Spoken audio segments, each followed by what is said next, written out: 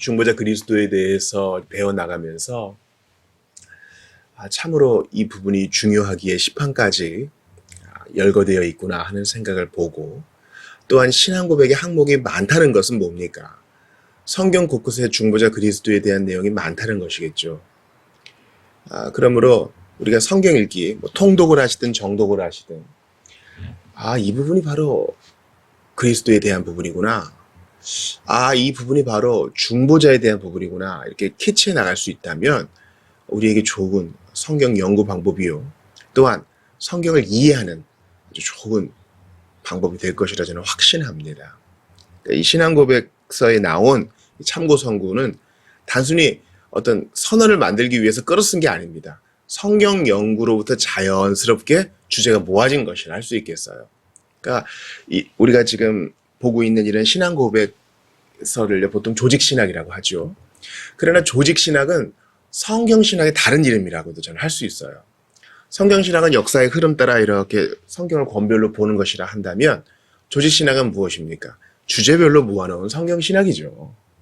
그러므로 조직 신학이 성경 신학보다 우월하다 열등하다 이런 논쟁은 아무 의미 없어요. 다 성경으로부터 기반한 것입니다. 그러니까 이런 선언이 과연 성경에는 뭐라고 얘기하죠? 이렇게 물어볼 수 있어야 하고요. 무작정 다 끄덕끄덕 하시면 안 돼요. 우리의 신앙 양심에 비추어, 또한 성경의 본문에 비추어 합당한 것을 우리가 받아야 되는 것입니다.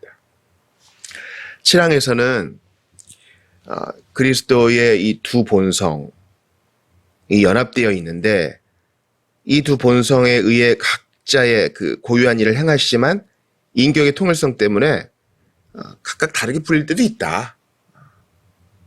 예를 들어 요한복음 3장 13절 보세요. 하늘에서 내려온 자 곧 인자 외에는 하늘로 올라간 자가 없느니라. 인자는 말 그대로 하면은 사람의 아들이란 뜻이죠.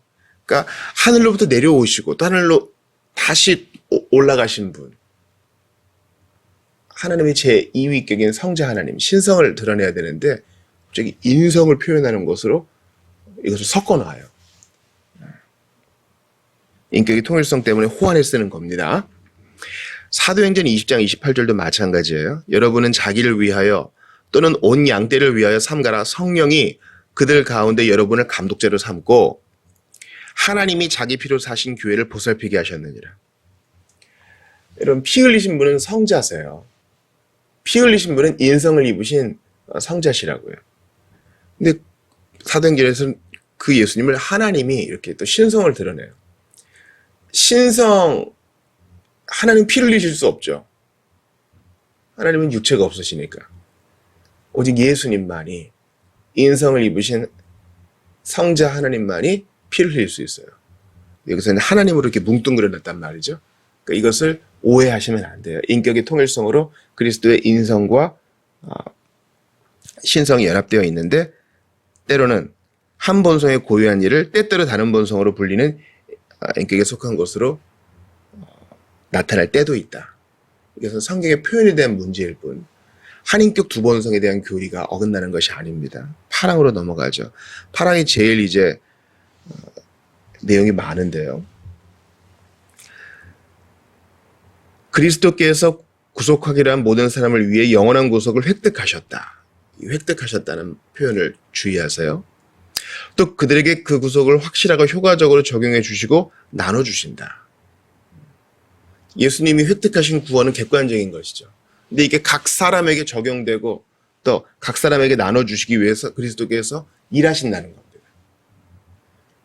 그 2000년 전에 일어났던 그 객관적 사건이 오늘날에도 이렇게 현재적으로 역사하는 것은 또 그분의 다른 사역인 거죠. 그리스도께서는 그들을 위해 중재하시고 성령님으로 그들 자신과 연결시키시고 말씀 안에서 그리고 말씀으로 구원의 신비를 그들 속에 드러내시고 그들이 믿고 순종하도록 설득하시고 자신의 말씀과 성령님으로 인해 그들의 마음을 다스리시고 자신의 전능하신 능력과 지혜로 그들의 모든 적을 물리치신다. 우리 참고 선고를 좀 볼게요. 요한복음 6장 37절 보세요. 아버지께서 내게 주시는 자는 다 내게로 올 것이요 내게 오는 자는 내가 결코 내쫓지 아니하리라. 제가 너무 좋아하는 말씀이에요. 다 내게로 올 것이다. 다 내게로 올 것이다. 하나도 빠짐없이 잃어버리지 않고. 그리스도의 효과적 사역이에요. 창세전에 성부께서 성자에게 주신 자 예수 그리스도의 피와 성령의 사역으로 인해 하나도 누락 없이 다 구원하시고 다 천국문까지 인도하시는 거예요. 또 이것은 한 개인의 선택과 한 개인의 믿음의 적용과 모순되지 않아요. 이렇게 택함받은 자는 반드시 다 성령님의 구원의 적용으로 인해 다 나아온다. 그리고 주님이 내쫓지 않는다.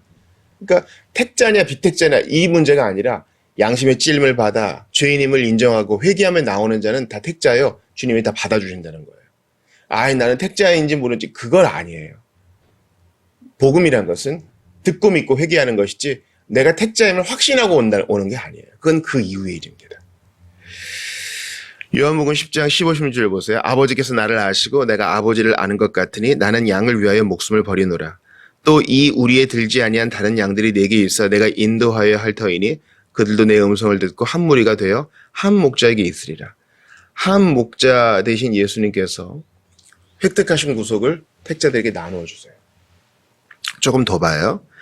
요한복음 17장 9절 보세요. 내가 그들을 위하여 비옵나니 내가 비옵는 것은 세상을 위함이 아니요 내게 주신 자들을 위함이니이다. 그들은 아버지의 것이로소이다. 내게 주신 자, 이들을 위해 주님이 피 흘리셨어요. 로마서 5장 10절 보세요. 곧 우리가 원수 되었을 때에 그의 아들의 죽으심으로 말미암아 하나님과 화목하게 되었은즉 화목하게 된 자로서는 더욱 그의 살아나심으로 말미암아 구원을 받을 것이니라. 여기서 아버지께서 아들에게 주신 자, 또 그 아들의 죽으심의 공효를 받는 자, 하나님과 화목하게 된 자, 또 그의 살아나심으로 말미암아 구원을 받을 자, 다 수가 같습니다.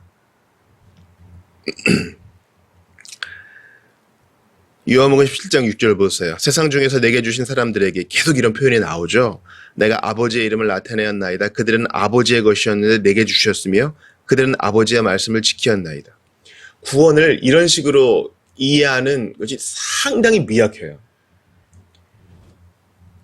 벌써 20년 전, 30년 전 복음주의는요. 요즘 또 빌리그레함 전도대회 또 하죠.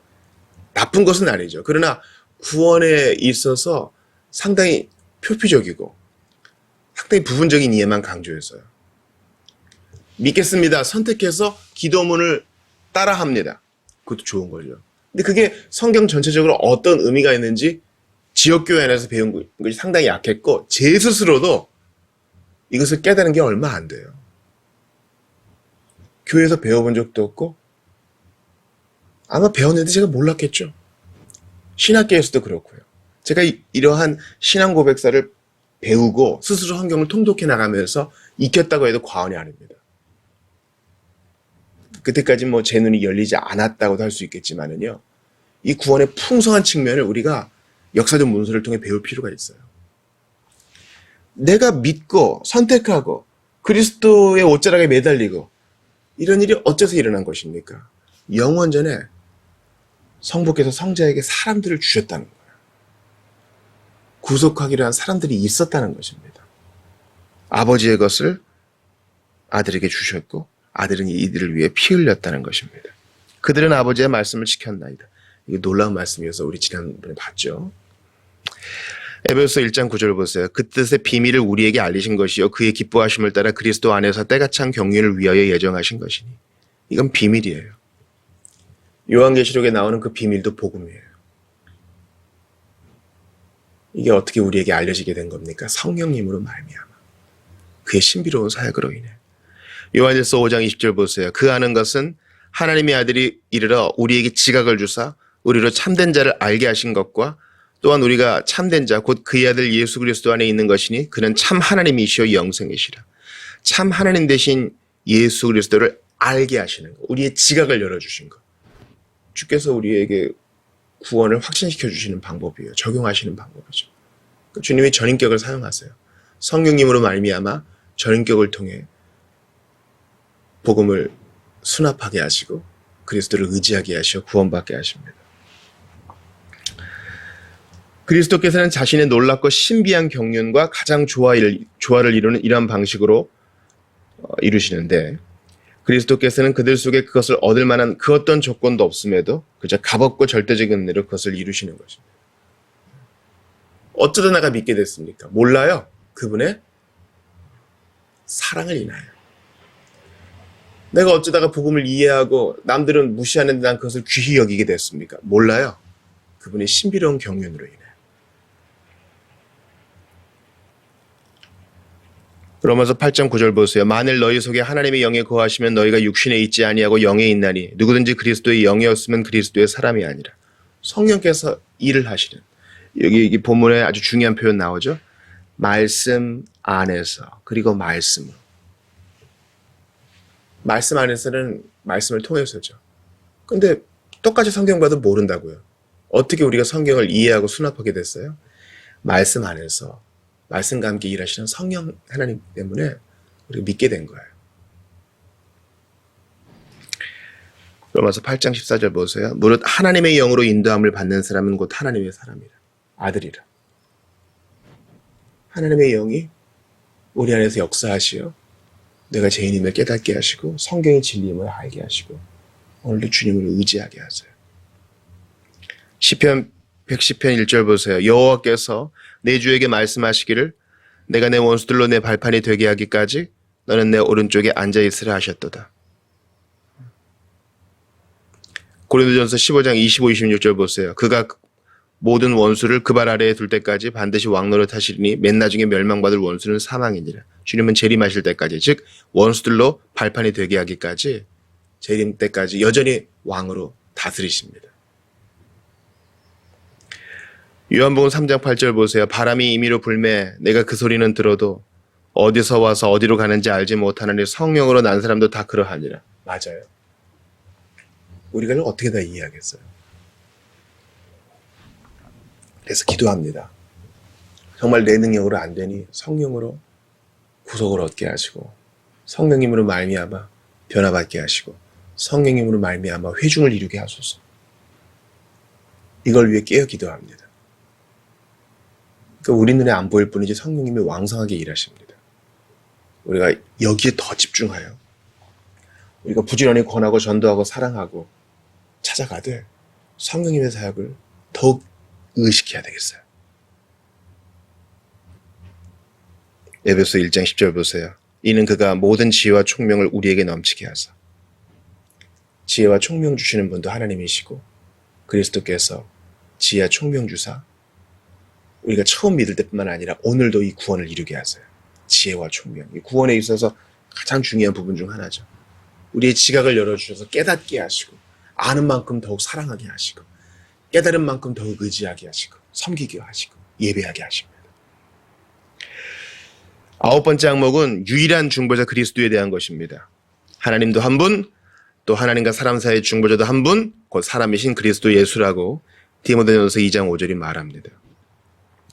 시팡은 웨스트민스터 신앙고백과 다르게 그리스도의 삼중직을 강조하고 있습니다. 즉 그리스도께서 선지자, 제사장, 왕이 되셔서